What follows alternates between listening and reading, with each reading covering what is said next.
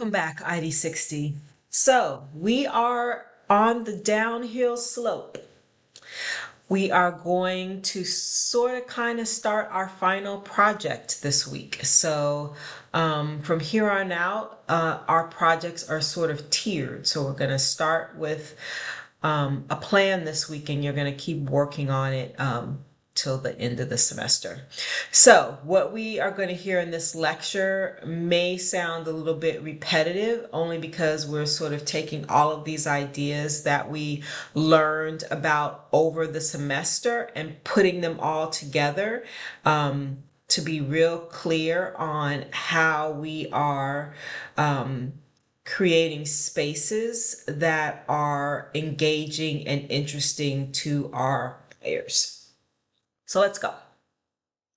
So we are going to be taking you through the power of staging, home staging goals, core principles of staging, and then we're going to look at the strategies that you may want to incorporate by room, and then we're going to look at some typical pitfalls.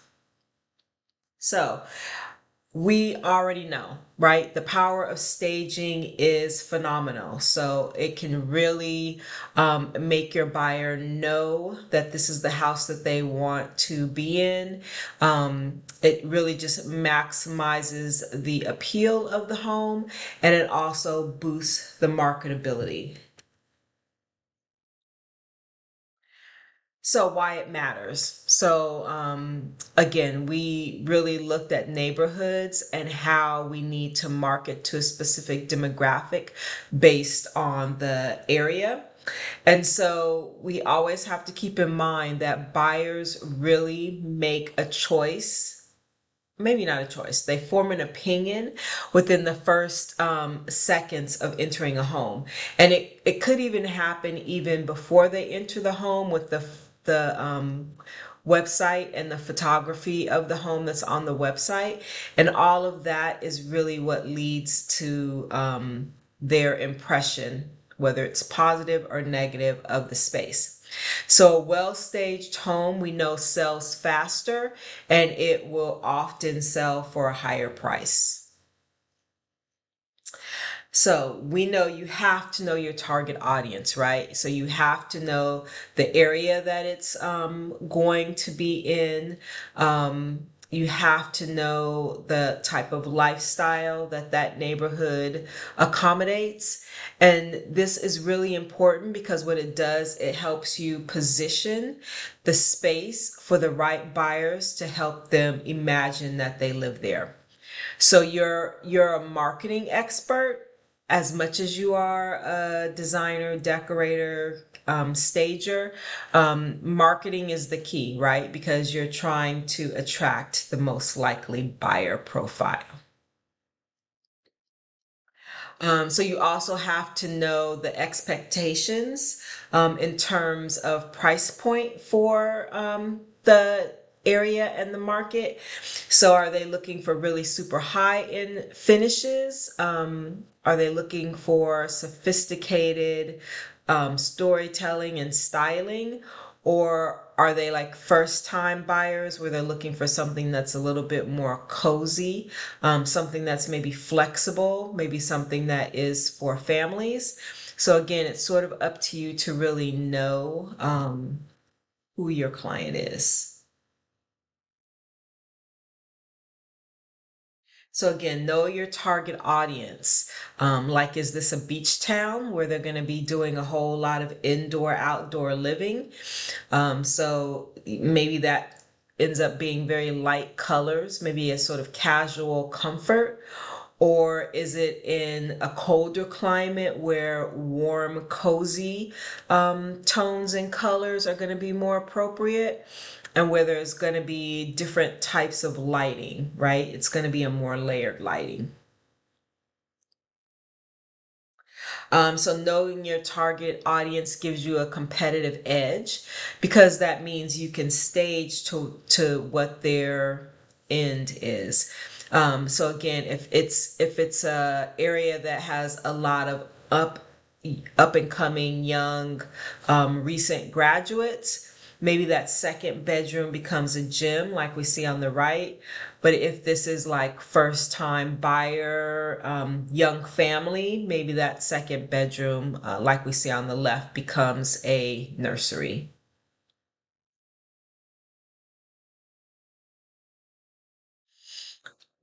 Oops. Sorry, what did I do? There we go. So when you're done, what you are hoping your client will say is, this is the lifestyle that I want. Right. So they're walking in, they're going, oh my gosh, this is great. Like, I would love to have a movie room. Right. I would love to have this gorgeous view. I would love to have this bar. I would love to have this very sleek fireplace. Right. So you have to know who your audience is so that when they walk into the space, it's a lifestyle that they aspire to.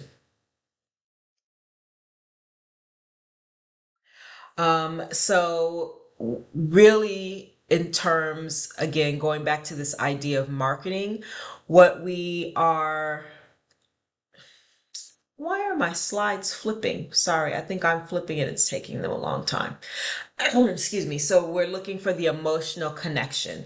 So we're looking at emotional first and logic second. So when I look at these two images, they're very, very different, right? Like the first one is a very sleek look downtown, professional couple. No kids, obviously, with all of the white.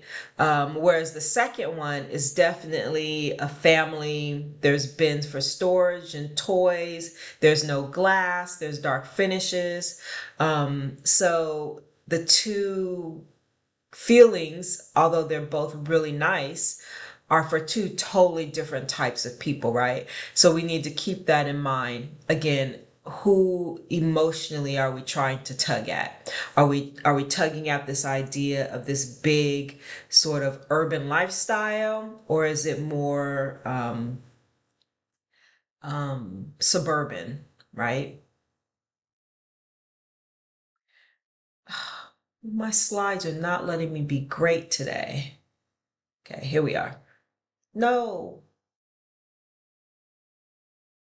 Okay, so we're highlighting lifestyle needs. So families, what do they need? Outdoor spaces, storage. So when you're thinking about staging your shelves, maybe this is an opportunity where you do have those baskets or bins, so that if you're walking into a space and you are a family with two young kids and you see all these delicates on the shelves, you're like, maybe not, right? But if you see baskets, then it can put into your mind, okay, this space has a lot of storage. So again, you're looking at what your client can use and what your client, or the prospective buyer, I should say, what they can use, and that's what you're enhancing. If you're empty nesters, though, meaning that your kids are moving out of the house and maybe you're trying to downsize, then you might be looking for something that's really low maintenance, right? So space that looks pretty well maintained and kept, and maybe there's some cozy entertainment areas, not for big gatherings like it used to be, but maybe a smaller, cozier space. But if you're millennial or Gen Z, you're looking for maybe flexible work home spaces that are Instagram worthy. So how are you creating those details? So again, you're tailoring to these needs to show what the property can support and what it can offer potential buyers. So you're maximizing the perceived value. So a home stage for the wrong audience can feel off. I don't know what my slides are doing. I'm so sorry. But let's say, like, when I look at this property, let me move my head. When I look at this property here, like, if I saw that image on the realtor's website, there's a very particular client that's going to want that sort of feel, right? So the orange exterior, the turquoise doors, very Spanish. If I'm interested in purchasing that house, when I walk in, there's a particular feel also that I'm probably looking for, right? So if I walked into this house and I ended up in this kitchen, I might go, ooh, what happened here? This is very cold. It's very stark. Not great, right? Because I saw this and this is what attracted me to the space. Whereas this, still very contemporary, very lovely, but it sort of is reminiscent of what's happening outside. So I think this stager did a good job of not overwhelming the space with color, but also kind of felt what the space was about and who this home would attract.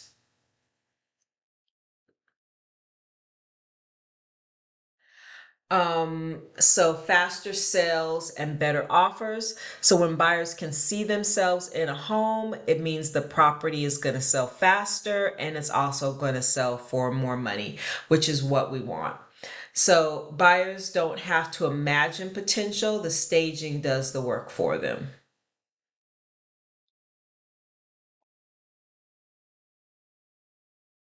I don't know what's happening to my slides. Okay. So again, you're knowing your target audience, so you're prioritizing the spaces that will help you sell the space. So in this case, this is a person that has an office from home. So again, it may be that some of the space is pulled back, but because this is an area where a lot of people work from home, there are a lot of home offices, according to your research, that may be a priority to stage that and to do a really, really nice, thorough, and detailed job in order to really create that focus and that excitement.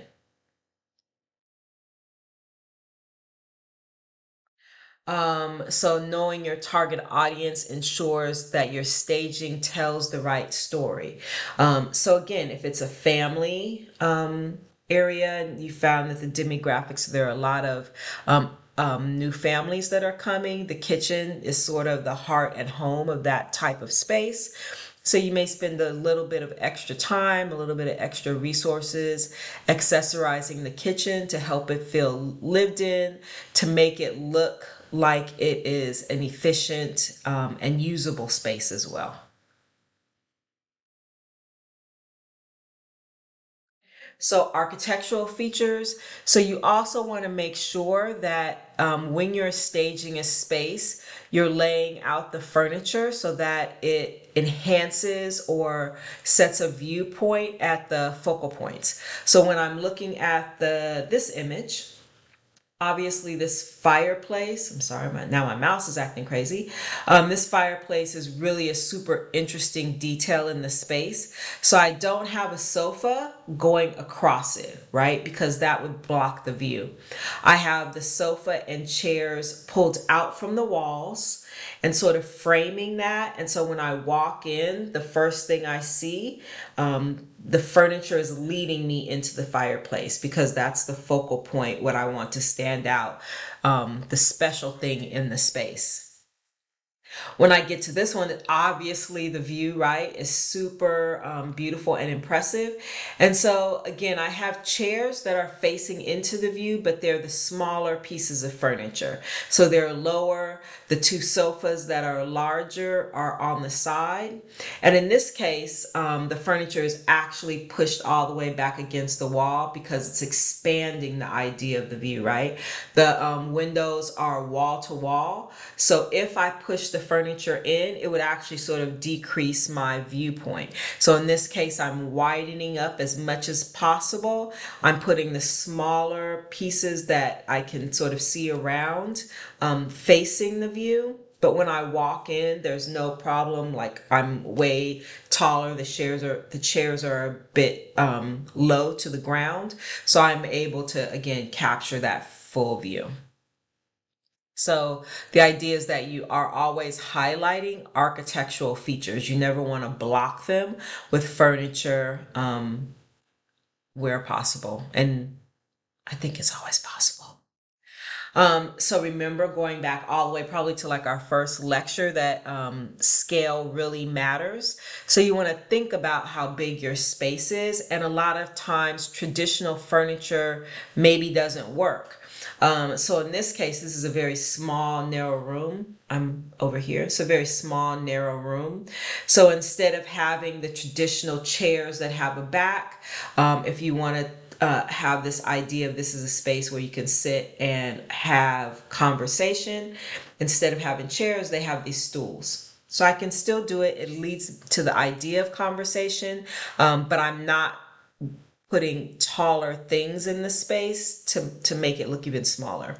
And I would, like, if this was me, I perhaps would have put these two stools next to each other so that when I walk in, it almost feels like a U shape. So again, a gathering. So I think putting this stool over here for me would have worked better. And then when I look at this, so again, because we're talking about staging, a lot of times maybe the furniture placement doesn't make sense for someone who's going to live in the space, because obviously this chair, mouse is giving me issues too. Obviously, this chair is pointing and talking to no one, right? So in a space that I am designing for a client, probably these chairs would both sit on the other side of this table.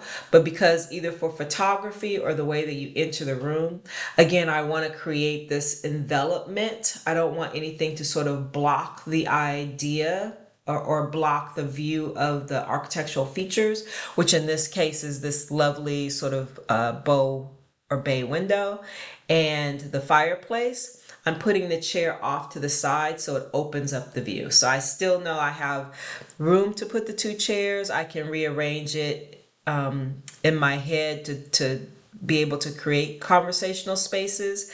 But on first impression, what's more important for staging is being able to look at the window, being able to see the fireplace, and just again creating a feeling. It doesn't necessarily have to function. The function of staging is to show off the house, not to make great conversation spaces. So less is more. So you are removing any clutter. You're not putting any personal items. You're keeping everything as generic as possible. And again, this is sort of at your discretion too, because remember we saw that orange and turquoise home. And again, if it had have been again that stark white that's totally void of any personality, it may not have worked for that particular buyer. So again, things should be neutral. There shouldn't be any particular personal items like photos, collections, things like that. If you're doing a clean stage, specifically one that is not occupied, you want to keep things as minimal as possible, which doesn't necessarily mean boring, right? So you still want to have some interest there, but it doesn't have to be personal. You want to make sure that you prioritize traffic flow. So you do want to make sure that, again, spaces look big and open. You're not closing spaces off. You're allowing them to be open and breathe. So you want to make sure that you have at least 30 to 36 inches between all furniture pieces. Again, this is a big space for a residential opportunity where people are going to live there. If you can sort of visualize, the opening in a doorway is approximately 36 inches. So it's a really big space where I can walk through with my shoulders going broad. But again, we are staging the home for people to be able to walk through, not necessarily sit down and have conversations. So you want to make sure as much as possible you have these nice wide walkways, even if they don't necessarily make sense for someone who might be living there. So again, I brought this picture back because I thought it was just a really good example. So I can actually go in if I wanted to get closer and look at this view. I definitely could stand here. I could even walk on the other side of the sofa. So they've given me a lot of room around the table to be able to move around. And they've done the same thing here. So I'd say the fireplace is probably the secondary focal point, but the view, right, it's all about the view. So again, I have my large sofa piece set to the side to help frame that view. I have two chairs that are lower, so when I'm standing up I can still see directly out of the window. I have nothing happening at this edge of the table, right? Because when I walk in, I don't want to have my back to any piece of furniture. At the fireplace, I have, again, these low ottomans or stools. So it still feels like I have plenty of conversation area. A lot of people could be in this space. A great party could happen here, but I'm not blocking any of the architectural elements. So again, you're keeping furniture low, specifically if it's going to sit in front of something that is a great selling feature. So in the real world, would this necessarily be my layout? Probably not, because I don't want my back to the view, right? I want to be able to see out that beautiful window. But in terms of staging, spot on. So you want to show functionality. So if you have little weird spaces and you're able to make them into something, do some built-ins, that's great. So again, I have a lot of times this happens at entryways. So you want to make sure that you have these spaces look like they serve some sort of purpose, whether it's like a little small mud room where you kind of just throw your shoes and your jacket, as opposed to, especially if you have kids, they just kind of dump them on the floor when they get home. The end of hallways, like if this is a space, can you create some sort of built-in that could be storage underneath, a seating area on top? And again, some sort of storage mudroom. So entryways, you want to make sure that they're bright and welcoming. And I put odor free on here. Sometimes you gotta say that. So you want to have, oh, a mirror. So a lot of times if you place a mirror in an entryway and the client comes in and they can see themselves subliminally, they're seeing themselves in the space, right? So mirrors and entryways is sort of a good trick. And then also a console that holds things. So again, the homeowner can kind of see themselves walking in, dropping their keys on the table. So something happening in the space, if it's big enough, something that's a little heavier that helps ground, and a mirror above is great. So stairs and hallways. So as much as possible, you want to make them feel purposeful. When we're dealing with residential clients, this is a lot of times where they have their personal images. So you don't want to do that, but to have some art along those walls so that they're just not, it doesn't become just a corridor for going to room, but also create some interest and some visual texture as well. So make sure you're adding focal points, especially at the end of the hallway, right? You don't ever want to walk into a completely blank wall, and make sure floors are clean and pristine. So living room, I must have really liked this picture. I used it a third time. So you want to anchor your sofa and define a seating area. Again, you want to make sure that you're not blocking any architectural details. And again, it sort of depends on the home. So the golden rule is don't block any architectural elements. I'm not going to say that can happen every single time either, right? So again, you are looking at it and assessing and seeing what is realistic. What also should happen is you should use an area rug to help anchor your seating. So this is what helps you define your conversation area, even if your furniture doesn't quite agree with it, whether or not you're leaving sort of big gaps so people can walk through that 36 inches, or if you need to tip chairs. What helps sort of really create that zone that we know this is a conversation zone is that area rug. So the rug should be large enough so that at least the front legs of sofas and chairs rest on it.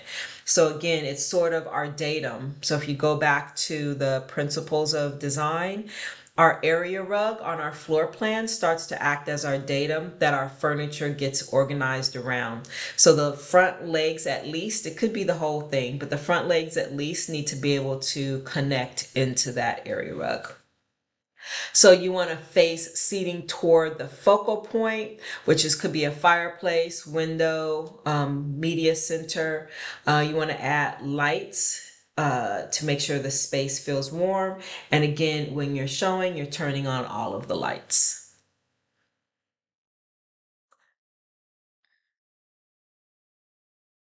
So dining rooms, so you want to make sure you're keeping the table size appropriate. So you want to make sure that you're avoiding oversized tables. A little too small is better, I think, than a little too big, because you can always sort of pull the chairs out to fill the space. So you want to make sure that you're not overwhelming the room with a very big table. You're limiting the chairs, so use fewer chairs than the table can accommodate to create more space around the table. And then you're going to add a centerpiece, which is just neutral decor, either flowers, candles, a bowl of fruit. So you're just making the space inviting. And again, I think I like a lot of the examples I selected. So when I look at this one, again, this hutch or and this seat is really sort of a focal point in the dining room, right? So this designer used high chairs on the side, sort of as the end chairs, but they used low chairs going around so that I'm not missing any of this, right? So really this chair is being framed out by the millwork that's happening in the background. So it's not interacting with anything that's too busy, right? Have these shelves gone all the way down, this would be really hard to see, right? So we're talking again about that negative positive space. The cabinet is really acting as the negative space so that I really get the sense of what these chairs look like. And then the shorter chairs are denser, right? I can't see through them, but I can see over them, so I'm not missing any of the beauty that's happening behind the table. So really nice. So master bedrooms. So you really want to present your master bedrooms as a sanctuary. So they want to be warm, they want to be cozy, they want to have lots of layered textures. A queen size bed is usually the best, and the bed should definitely be the focal point as soon as you walk in from the door. So how you arrange your bedroom is important. So you want to look at, if you're walking into the door, whatever that wall is usually where your bed should go. Again, there are no hard and fast rules. Every home is different.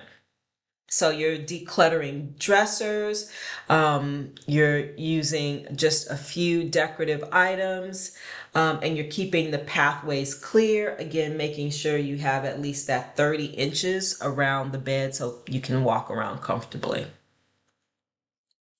So additional bedrooms. So again, you're looking at who your client base is. And I'm gonna move my face here.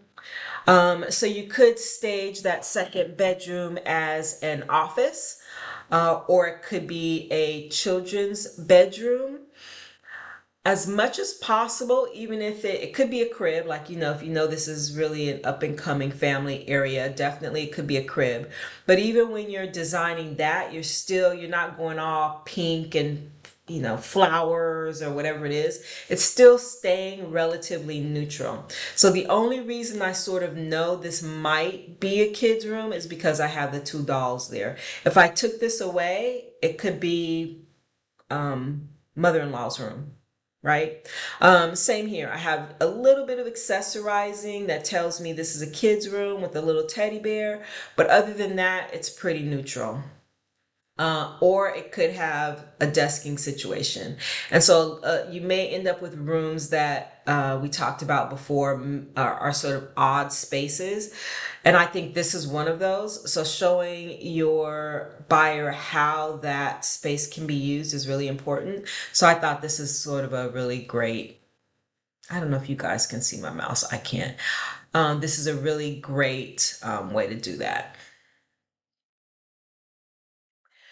So kitchen overhead cabinets. So this may be something that you don't have too much of a choice in, but if you are making recommendations and you walk into a space and the kitchen island has overhead cabinets, that tends to be not a selling point. It makes the kitchen look really super small typically, and it also just breaks up the space. So again, this may not something you have a choice if you're doing a stage with just moving furniture. But if you have the opportunity, or if you want to lend some ideas, one of the things that helps a property sell is like big open spaces. And if there are these overhead cabinets that a lot of people have put in for storage because there wasn't enough storage, that can make the spaces look smaller. So let's see what I said. They're a visual barrier, so the cabinets block sight lines and they sort of break up the flow from the kitchen to the living room. They tend to be pretty heavy, right? And they also impact the lighting. So this space, the living room, feels really bright and airy. Then when I get here, the kitchen sort of darkens down, right? So if at all possible, you don't want to have those overhead cabinets. If you're able to do that, you can suggest solutions. I mean, I think this whole wall could start to be built-ins, right? So if this is eliminated and this whole wall then becomes built-ins, now you're adding more cabinetry than you had before, and it's giving that more custom look, and it is also opening up the space.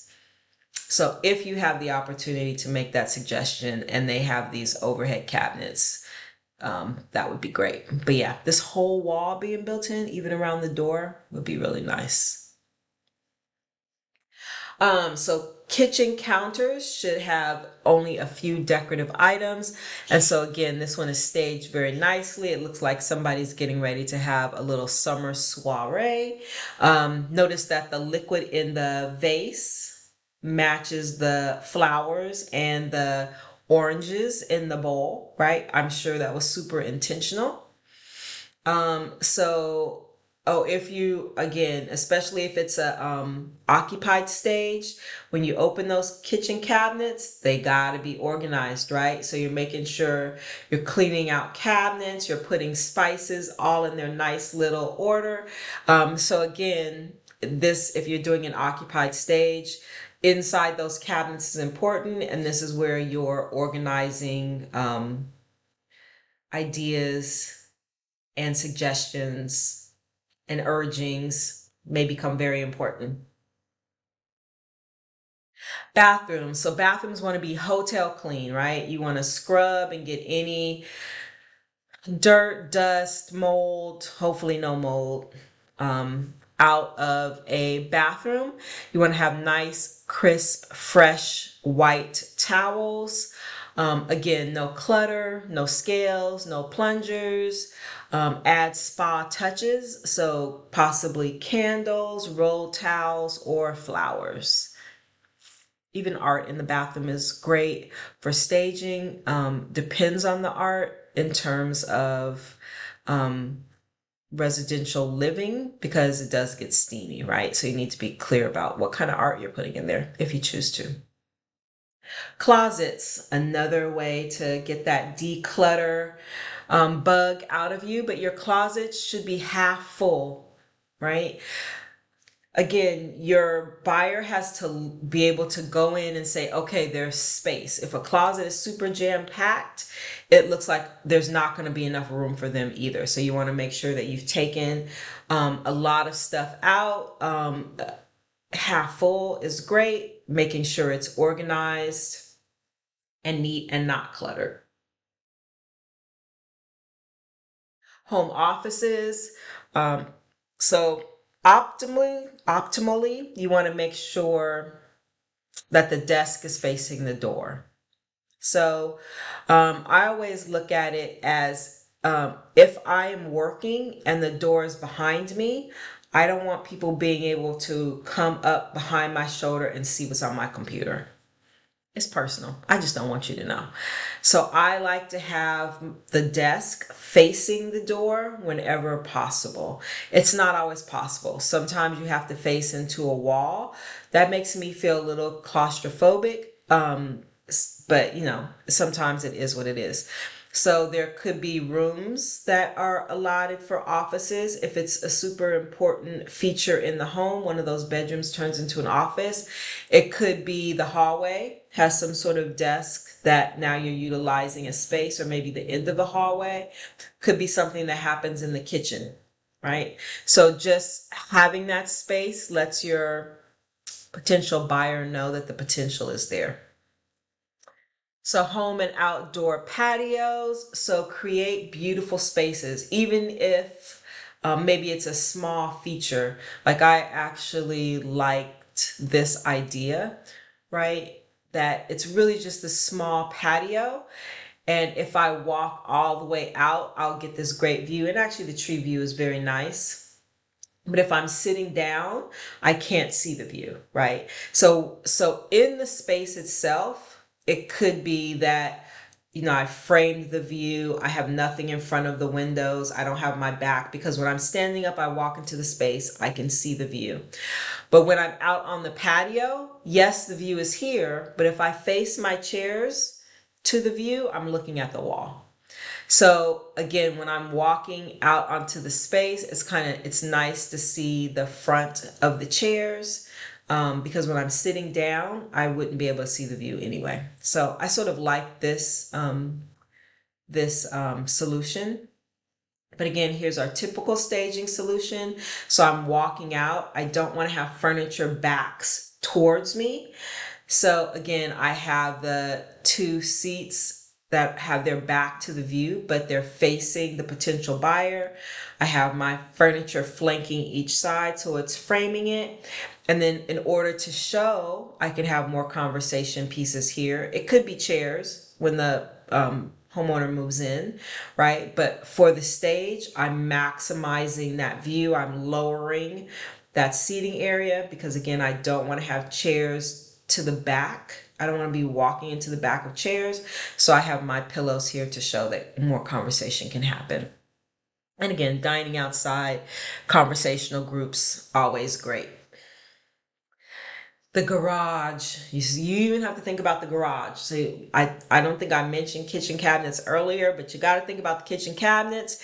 You got to think about the closet, and you got to think about the garage, right? Because the garage is important. What's happening in the garage? It could be that it's turned into a laundry area, which is really nice, right? If it's not a feature that happens in the home.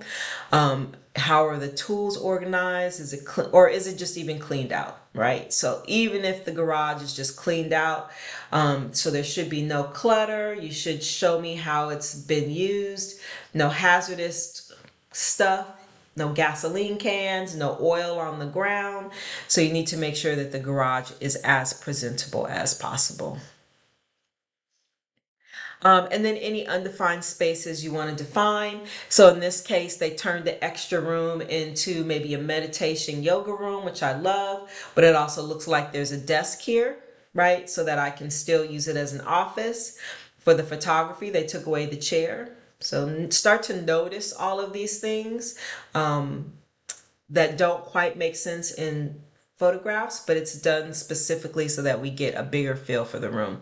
If this chair was here, I would miss these yoga mats on the ground.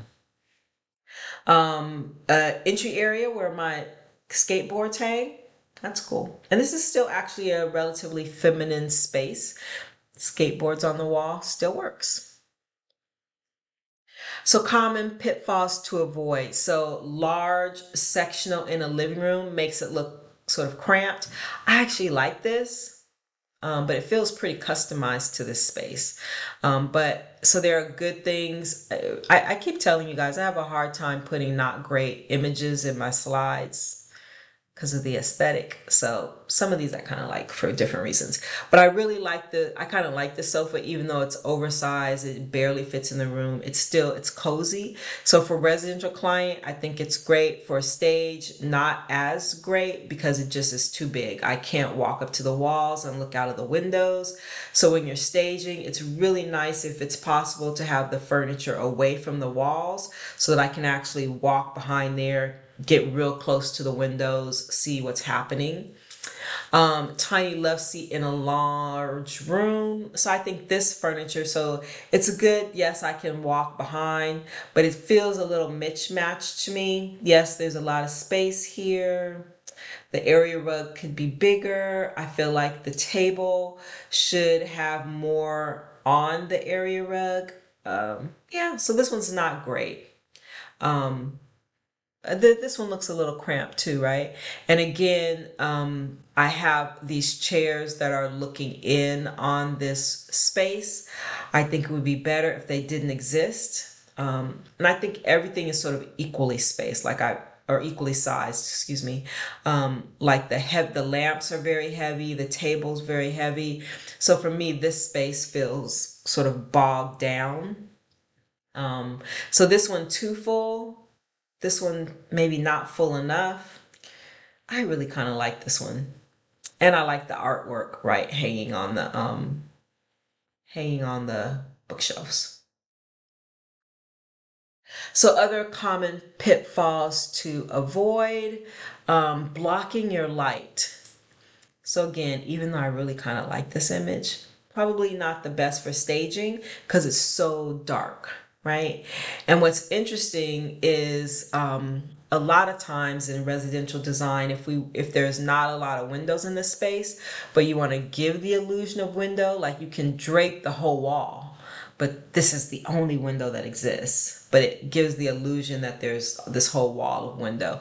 And I get the sense that's probably what's happening here. But for a staging to sell scenario, probably way too dark, whereas this one's great, right? And so when we were looking at this other common pitfall one, how everything is sort of heavy, right? The sofa's heavy, the lamps are heavy, the table's heavy, the chairs are heavy, everything is heavy. When I get here, there's a mixture, right? I can see the floor underneath my sofa. It's on legs, which helps it feel light, right? It doesn't feel so anchored to the ground. I have a chair that it takes up volume, but because there's holes in it, it breathes. So again, it's not as heavy. And then even though the table is black, which adds contrasting color, which is important, it's very thin. So it's still light. So I think this one is a really nice balance. And when we're going back to those ideas that we talked about, the threes, right? So you have a medium, dark, light colors. I have that. The white is light, the brown is the medium. I have a little bit of black that shows up in the table. I have the different textures, right? I have the texture of the wood or the rattan in the chair. I have different blankets, different pillows that lend different textures. So I think this one is doing a really nice job in terms of those ideas of three. If I zoom in, I even have a little triangle here, right? So I have like an incense. I have a triangle happening on the table. So it's following all the rules. And that's it. Well, that was a good ending.